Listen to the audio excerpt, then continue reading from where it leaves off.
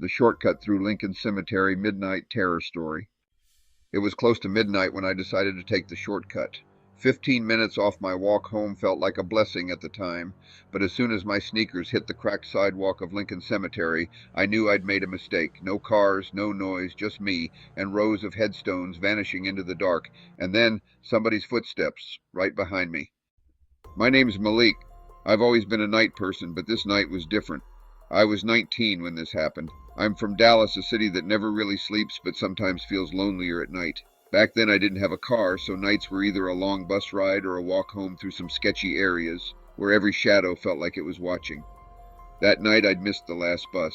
The streets were emptier than usual and the silence felt heavy. My only choice was to walk. I tried to convince myself it was no big deal. I'd heard people talk about a shortcut through Lincoln Cemetery, a place most folks avoided after dark. It was supposed to save time, just a quick cut through, nothing more. That's what I told myself when I stepped through the rusted iron gates, trying to ignore the chill running down my spine. Inside, the city noise died instantly, replaced by a thick, unnatural silence. It felt like stepping into a different world, air heavy, still, like time itself had stopped. No crickets, no wind. My stomach tightened, every sense on high alert. But I kept walking, earbuds in, hood up, trying not to think about what might be lurking in the shadows. Then the sound, footsteps, soft, deliberate, like someone pacing me. I glanced back, nothing, just crooked headstones and deep shadows. I told myself it was my imagination. I picked up my pace. The footsteps picked up too. I yanked my earbuds out. Silence. That silence felt worse than the footsteps themselves. It was like someone was holding their breath just to listen to mine. I kept moving, eyes straight ahead, every step echoing in the cold silence. The night air pressed in around me, thick and heavy, making each breath feel shallow. That's when I saw movement low to the ground between the graves. Quick, darting. My heart skipped a beat and I froze, straining to see through the darkness, like somebody crouched, trying to stay out of sight. My throat went dry. I wasn't alone. The shadows seemed to shift and breathe with me. I pulled my phone out for a flashlight, fumbling with trembling fingers as I tried to steady my nerves. That's when I heard it right behind me, a sudden chilling sound that made my skin crawl, a sharp inhale like someone sucking air through their teeth. The sound was so close I could almost feel the breath on my neck. I spun around, my light shaking across the stones, searching desperately for the source, and the beam caught him, frozen in the harsh light. A man's face, inches away, his eyes wild, unblinking, staring straight into mine. Dirty hoodie, wide eyes. He looked desperate, almost feral, grinning like he'd been waiting for me. He whispered, "Keep walking." His voice was low, almost a growl. My hands were shaking so bad the light danced across the graves. He leaned closer, his breath hot and ragged. "Keep walking," he said again, louder now, voice cracking with something between fear and warning. I bolted, sprinting through that maze of headstones, stumbling, scraping my palms on the cold stone markers. I didn't care where I was running, I just needed out. Behind me I heard him screaming, not words, just rage. His footsteps pounded the dirt, faster, louder. I could hear his breath chasing me. I hit the other side of the cemetery, bursting under the glow of a street light, and everything stopped. Silence. I spun around, nothing. I kept running until I was blocks away, my chest burning with every breath, heart pounding so loudly it drowned out the city's distant sounds. My legs were shaking uncontrollably. When I finally stumbled home, I locked the door behind me and just stood there in the darkness, straining to hear any sound that might follow. Even now, years later, I can still see his face in my mind, those eyes wide with something I couldn't name. And that smile, twisted and unnatural, just inches from mine in the harsh beam of my phone light. The cops told me Lincoln Cemetery's a known spot for people hiding out. Homeless folks, addicts, and sometimes people with even darker intentions. But no one they talked to matched my description of that man. They never found anyone who fit. And since that night I've never ever taken that shortcut again, no matter how late or desperate I was. Another terrifying story. And yet, the scariest ones haven't been told. Subscribe to Sites of Horror, and whatever you do, don't watch alone. The Gravedigger's Truck. Midnight delivery gone wrong.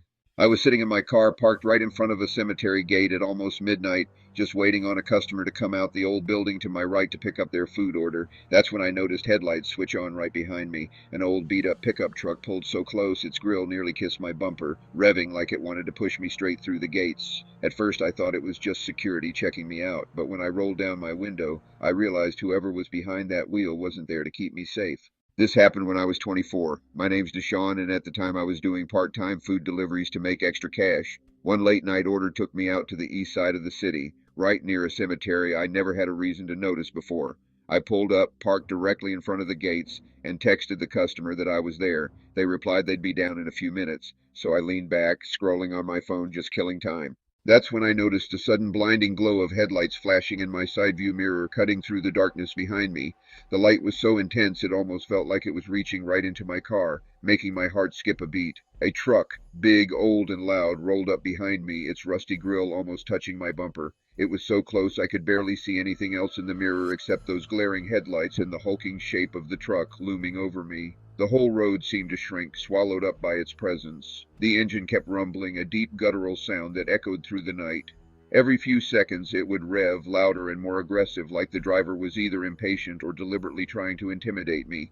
The vibrations rattled my own car, making me grip the steering wheel a little tighter. At first I tried to stay calm. I figured it had to be security, maybe just checking on me. So I rolled down my window, letting in the cool night air, and tried to glance back, hoping to catch a reassuring wave or a familiar face. But the driver didn't move at all. He just sat there, leaning forward, his hands locked tight around the steering wheel, knuckles white. There was a strange tension in the air, like he was waiting for something or someone. Through the dirty windshield I could barely make out his silhouette, but I could feel his eyes locked on me. It was the kind of heavy, unblinking stare that cuts straight through the glass, making you feel exposed and uneasy, like you're being watched by something you can't quite see. I gave a little wave, trying to break the tension, and mouthed, "Everything okay?" But there was no response, no nod, no gesture, nothing. Just the low, angry sound of his truck idling, filling the silence between us. Suddenly my phone buzzed on the dashboard, a text from the customer, "Coming down now." For a moment I felt a flicker of relief, hoping the strange encounter would end soon. But when I looked back at the truck again, the driver wasn't inside anymore. The seat was empty, the door slightly ajar, and the night felt even darker than before. He was just standing there, right next to my car door, as if he'd materialized out of the darkness itself. Then, without warning, he knocked on my window. 3 slow, heavy taps. Boom, boom, boom. I jumped so hard my phone slipped right out of my hands, clattering onto the floor mat. He spoke, his voice deep and scratchy. "You delivering food or diet or something else?" Before I could react, the building door opened and the customer called out, "Yo, over here." He backed away, walked to his truck, climbed inside, but didn't leave. I rushed over, gave the customer his order. I didn't even wait for a tip. I didn't even buckle my seatbelt before pulling off, desperate to put distance between me and that truck. Every turn I made, he stayed right behind me. It didn't matter if I took a left or right or even tried to double back. His headlights were always there, unwavering, glued to my bumper like he was reading my mind. If I slowed down, he slowed down. I tried easing off the gas, hoping he'd pass or maybe just lose interest, but he matched my speed perfectly, never falling back, never overtaking. If I sped up, he sped up. The faster I went, the closer he seemed to get, as if he was daring me to go even faster, pushing me to the edge. No matter how sharp or sudden the turns were, that old truck clung to me like a shadow. Every twist and swerve, he was right there, never missing a beat, his headlights burning into my rearview mirror. At one point, I glanced in the mirror and saw his face illuminated by the dash lights. He was grinning. It was a look that sent a chill down my spine, like he was enjoying some private joke at my expense. Not big, not wild, just this thin, grim smile, like he was enjoying every second. It was the kind of smile that made you feel like prey, like he was savoring the chase. I could feel my chest tightening, my breathing shallow, my hands slick with sweat. My heart was pounding so loud I could barely hear the engine, and every muscle in my body was tense, ready to snap. So I floored it, hit the interstate, and started weaving through traffic, trying anything to lose him. I darted between cars, took exits at the last second, desperate for any chance to break free from his relentless pursuit. Finally, when I risked a glance back in my mirror, the truck was gone. Just like that, the headlights vanished, swallowed by the darkness, just gone. No headlights, no sign of him anywhere, as if he'd never been there at all. No engine growl, nothing. The silence was almost deafening after all that adrenaline, and I kept checking my mirrors, half expecting him to reappear out of nowhere. I drove home that night with my heart racing the whole way, convinced he was going to pop up behind me again. But he didn't. The road stayed empty, but the fear lingered long after I pulled into my driveway. A week later, I found myself driving through that same part of town during the day, and for some reason, I slowed down as I passed the cemetery. There it was, the same old truck, parked right near the gates in broad daylight. This time it was empty, the driver nowhere in sight, but the bed of the truck was loaded, shovels, ropes, and piles of fresh dirt. I didn't stop. I didn't take a second look. I hit the gas and kept driving, but I'll never forget the way he leaned into my car that night, his breath warm against the glass when he asked me, "You delivering food or something else?" Real horror doesn't need monsters, just people. What did you find the creepiest in this story? Please let me know in the comments, and don't forget to subscribe for more twisted, true horror stories from Sites of Horror. Locked in the Mausoleum, a true urban horror story. This happened when I was 17. I'm Andre, and let me be real with you, this is one of those stories that still makes my skin crawl just thinking about it. I should have listened to my grandma when she used to tell me, a graveyard ain't no place for the living at night, but when you're young, you think you're untouchable. You think everything's just a joke until it isn't. It was summertime, that kind of humid night where the city feels heavy, sirens somewhere in the distance, dogs barking down the block, the occasional car rolling by blasting sound so loud you feel it in your soul. Me, my cousin Deshaun, and two of my boys had nothing better to do, so we were just hanging around, clowning, recording dumb stuff for Snapchat. That's when my cousin, being the loudmouth he is, decided he wanted to test everybody's nerve. He pointed at the cemetery down the street, Laurel Land, one of the oldest ones in the city, and dared us to sneak in.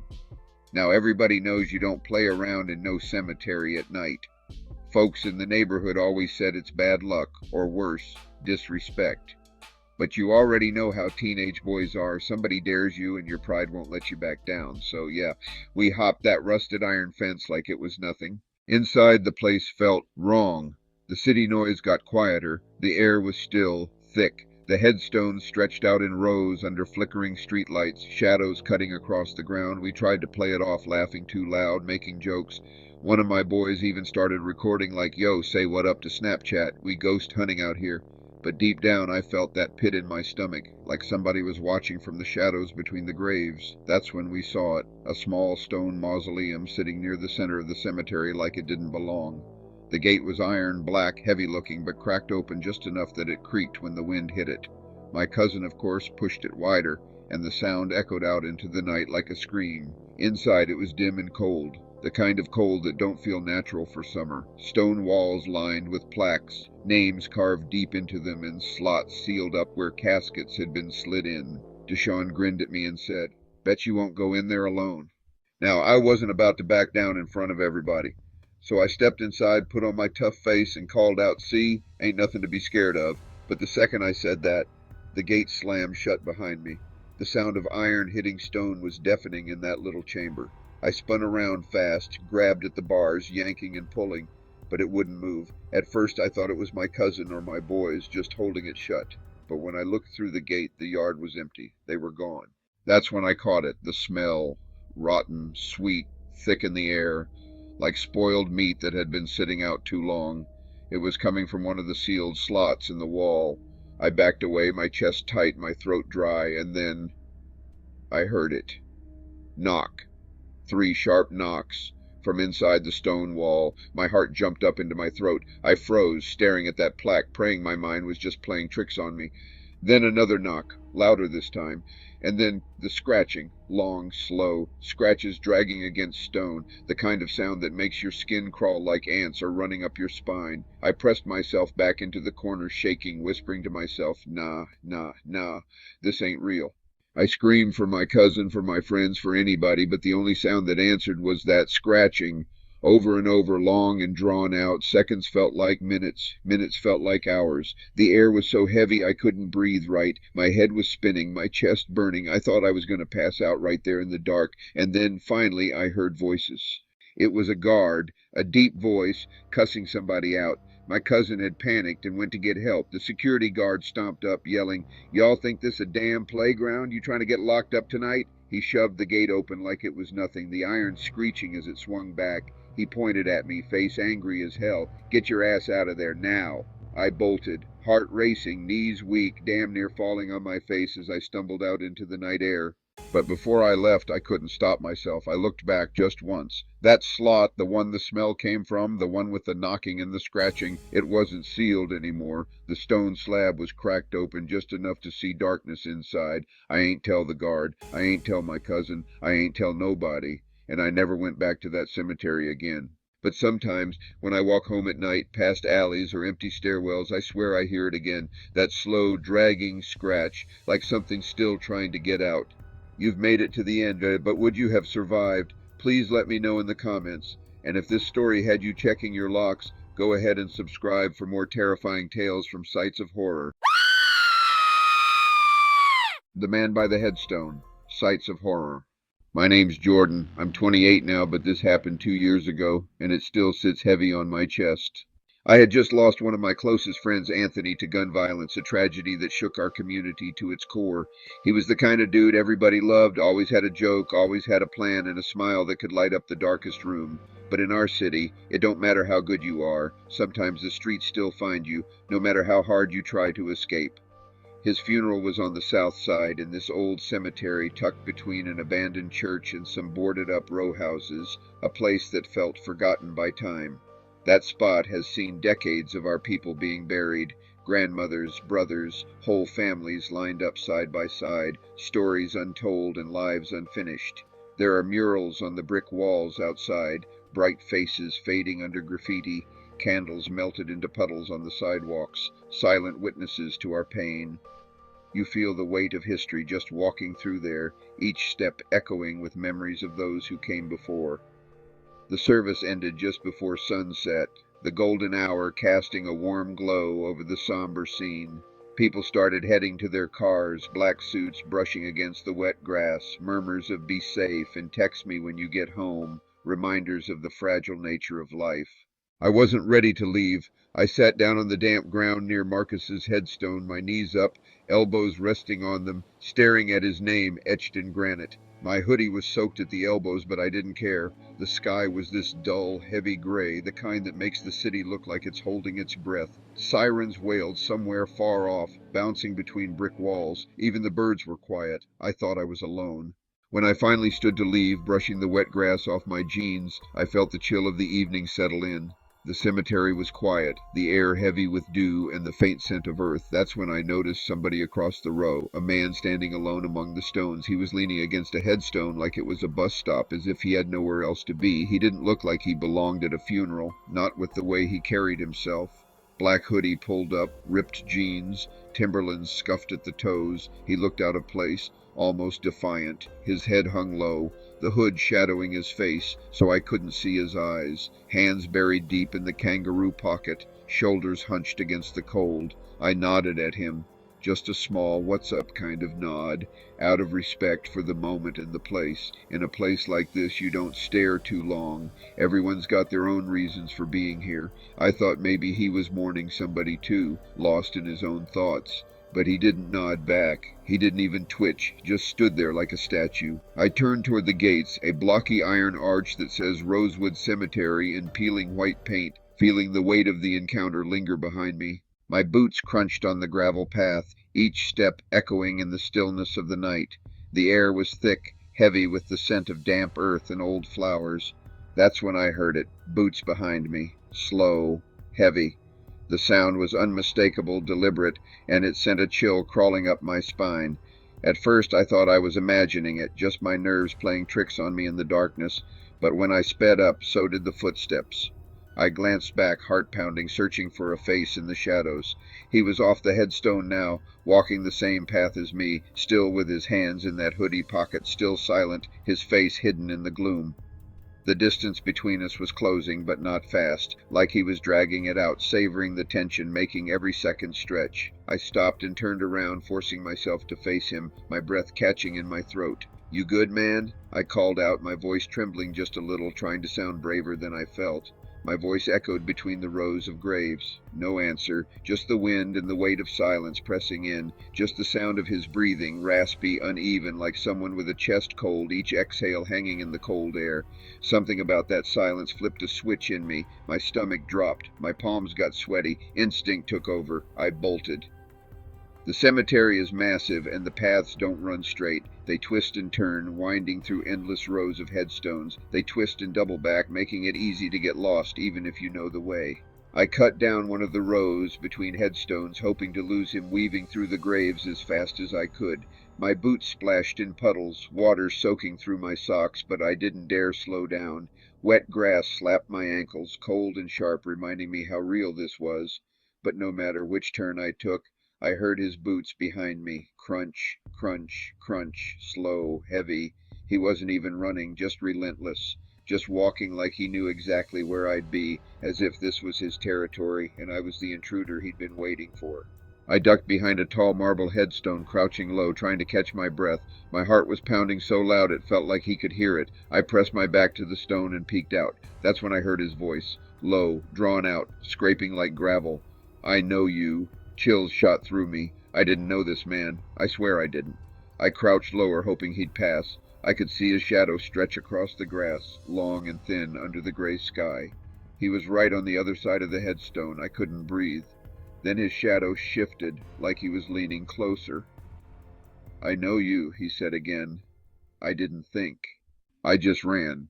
I vaulted a low fence meant to separate sections of the cemetery, tore through some bushes, scraped my arms on the branches. Mud splashed up my jeans. I didn't stop until I saw the gates again, the iron arch like an exit sign from hell.